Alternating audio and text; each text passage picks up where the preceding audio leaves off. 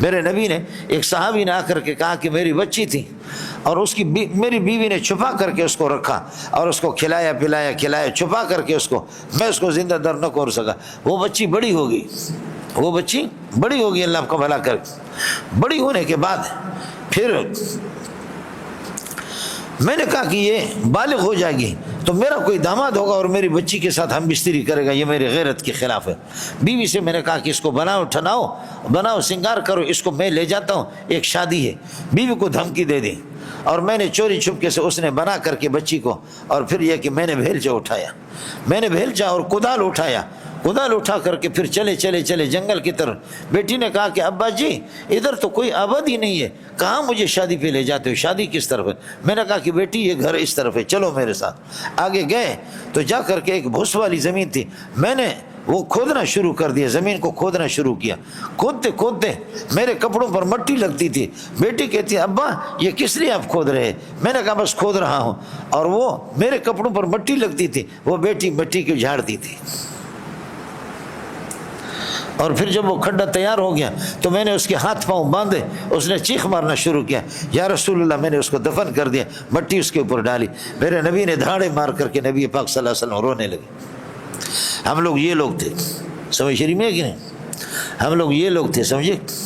میرے ایک چھوٹی سی بچی ہے، سمجھے، 8-9 مہینے کی بچی ہے، میں نے اپنے سارے شادی کر کے دے دی، سمجھے بھائی جان، یعنی 10-15 بچے ہیں میرے، 10 بیٹے ہیں، باقی بیٹیاں میں نے شادی کر۔ ایک چھوٹی سی میری بچی ہے، سمجھے، 8-9 سال کی بچی ہے، اور وہ رات کو یہ عمرے پہ چلے گئے۔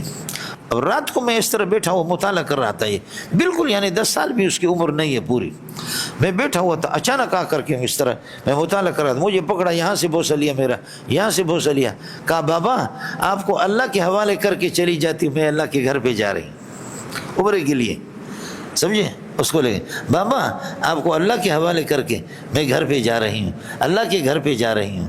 بابا ہے پتہ نہیں، ان جہازوں کا کوئی اعتبار نہیں، بابا آپ کی پھر زیارت کروں یا نہ کروں؟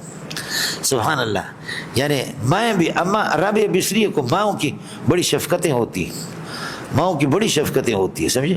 یہ مولانا عادل شہید رحمۃ اللہ علیہ، اس کی اہلیہ ہمارے حضرت فرماتے تھے شیخ الحدیث مولانا سلیم اللہ خان کہ میں نے اپنے خاندان میں اور کبھی نہ بیٹوں میں نہ بیٹیوں میں نہ رشتہ داروں میں ایسا خاتون میں نے نہیں دیکھا، دنیا کی ذہین خاتون ہے، دنیا کی ذہین خاتون ہے۔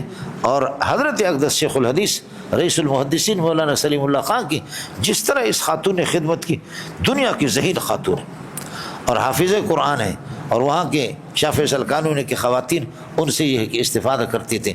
تو بعض خواتین تو کیا ان کا کیا کہنا ہے، سمجھے بھائی؟ اما عائشہ کو بھی اگر آپ دیکھیں، رابعہ بصریہ کی بات میں عرض کر رہا تھا، اما رابعہ بصریہ سے کہا خواتین کی تو کوئی حیثیت نہیں ہے، اما جی نے کہا کہ ہاں ہماری کوئی حیثیت نہیں ہے، آپ کہتے کوئی نبی بھی خواتین میں نبی آنی تو بن کر کے نہیں آیا۔